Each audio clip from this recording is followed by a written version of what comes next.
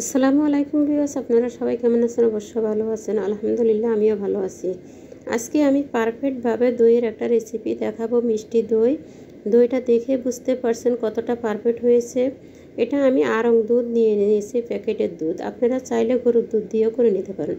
তবে এই রেসিপিটা হবে 30 মিনিটে, মাত্র 30 মিনিটে কিন্তু আজকে আপনাদেরকে দই বানিয়ে দেখাবো। আর কোনো দিনকে দিন সময় রেখে কিন্তু দই বানাতে হবে না। দই বানানোর সহজ উপায়ে আপনাদের সাথে শেয়ার করব। তবে আড়ং দুধটা একটু ঘন হয়ে থাকে। আমি এখানে 1 লিটার দুধ দিয়ে নিলাম।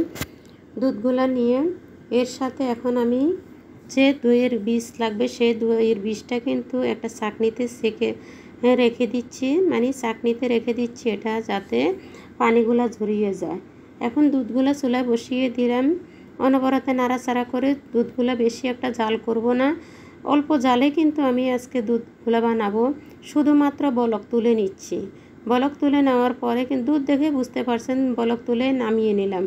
নামিয়ে নিয়ে এখন কিন্তু আমি ক্যারামেল তৈরি করে নিব। প্রথমে এখানে হাফ কাপ চিনি দিয়ে দিলাম। আপনাদের পছন্দ মতো কিন্তু আপনারা চিনিটা ব্যবহার করতে পারেন। তবে পারফেক্ট দইয়ের জন্য হাফ কাপ চিনি কিন্তু যথেষ্ট। 1 লিটার দুধের জন্য হাফ কাপ চিনিতে হবে 100 গ্রামের মতো। 100 গ্রামে পারফেক্টভাবে কিন্তু চিনিটা হবে ইনশাল্লাহ। তবে আমি ক্যারামেলটা তৈরি করে নিচ্ছি। ক্যারামেলটা তৈরি করার সময় কিন্তু এখানে হাফ কাপ চিনির সাথে 2 টেবিল চামচ পানি দিয়ে দিবেন। পানি দেওয়ার কারণে কিন্তু কালারটা অতি তাড়াতাড়ি আসবে না, আর আস্তে আস্তে কালার আসবে, দেখতেও সুন্দর হবে। একটু চুলার আঁচটা মিডিয়াম টু লো আঁচে ক্যারামেলটা বানিয়ে নেবেন। ক্যারামেলটা বানাতে বেশি সময় লাগে না, তবে কিন্তু আঁচটা কমিয়ে রাখে বানানোর চেষ্টা করবেন। আমার ক্যারামেলের কালারটা এসে গেছে। এখন আমি আগে থেকে তুলে রাখা দুধগুলো দিয়ে দিলাম ক্যারামেলের সাথে। তো ক্যারামেল দেওয়ার সাথে সাথে কিন্তু চিনিগুলা জমে যাবে, কোনো অসুবিধা নাই। এর জন্য এখন দিয়ে দিলাম দুধের সাথে ক্যারামেলগুলো দিয়ে আবারও একটা বলক তুলে নেব।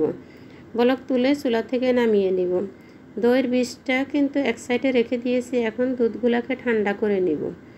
বেশি একটা ঠান্ডা করব না, হালকা ঠান্ডা হয়ে আসার পরে কিন্তু আমি একটা সাইডে রেখে দিয়েছি। আর এখানে আমি 2 টেবিল চামচ কিন্তু টক দই নিয়েছি। এই দইটা কিন্তু টক দই এবং মিষ্টি দই দুইটা দিয়ে ব্যবহার করে নিতে পারেন।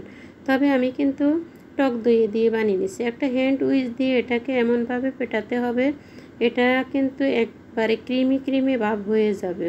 ওই রকমভাবে কিছু সময় 5 মিনিটের মতো পেটিয়ে নিলে হবে। যেমন আমরা কেকের জন্য ক্রিম বানাই সেরকম একটা ক্রিমি ভাব হয়ে যাবে। তখনই কিন্তু এই টক দইটার মিশ্রণটা পারফেক্টভাবে হবে। তবে পারফেক্টভাবে দই বানানোটা কিন্তু সহজে, আমরা অনেকে বুঝতে পারি না, তার জন্য আমাদের একটু অসুবিধা হয়ে যায়। টিপসগুলো যদি ফলো করেন তাহলে কিন্তু পারফেক্ট দই বানিয়ে নিতে পারবেন। তবে 1 লিটার দুধের জন্য 1 কাপ গুঁড়ো দুধ ব্যবহার করতে হবে। তার কারণ আমি এখানে 1 লিটার দুধকে জ্বালিয়ে কিন্তু হাফ লিটার বা কোয়ার্টার লিটার করি নাই। এটা কিন্তু 1 লিটার দুধের মাত্র 100 গ্রামও কমবে না, এরকম অবস্থায় কিন্তু আমি নামিয়ে নিলাম। তবে গুঁড়া দুধটা এতে বেশি ব্যবহার করতে হবে, তার কারণ গুঁড়ো দুধটা ব্যবহার করলে ওটার পারফেক্ট ঘনত্বটা এসে যাবে।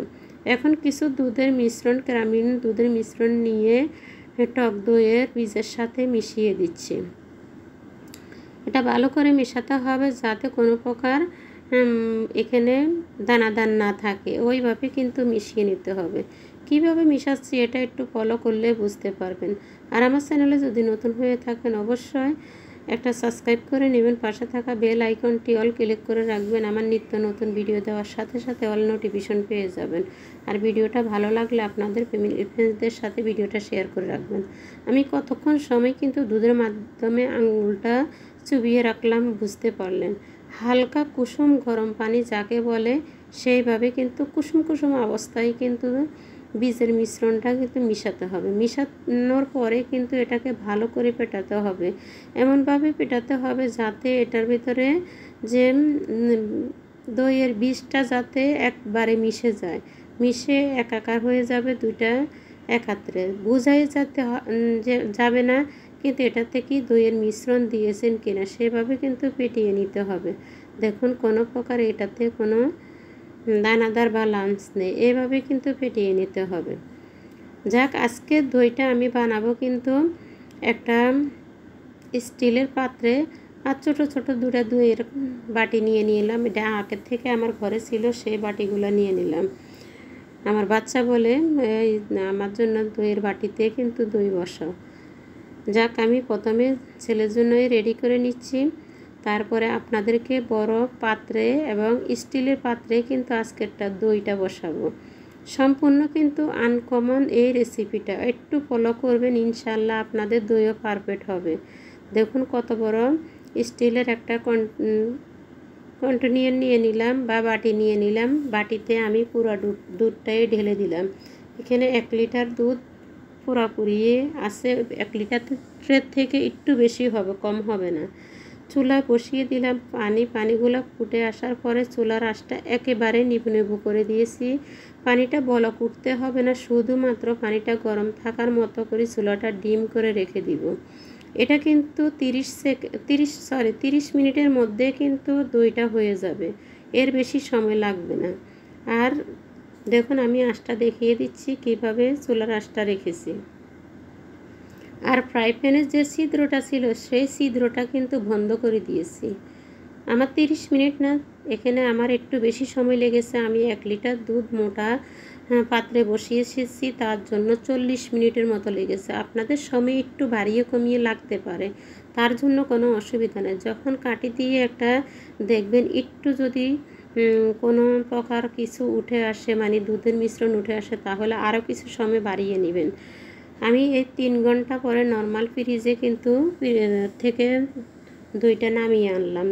দইটা নামিয়ে সাথে সাথে বেশি একটা নাড়াচাড়া করবেন না, চুলাতে নামিয়ে কিন্তু এটা ঠান্ডা করতে রেখে দিবেন। ঠান্ডা হয়ে যাওয়ার পরে কিন্তু এটা নর্মাল ফ্রিজে 3 ঘন্টা রেখে দিবেন, তারপরে কিন্তু সার্ভ করবেন।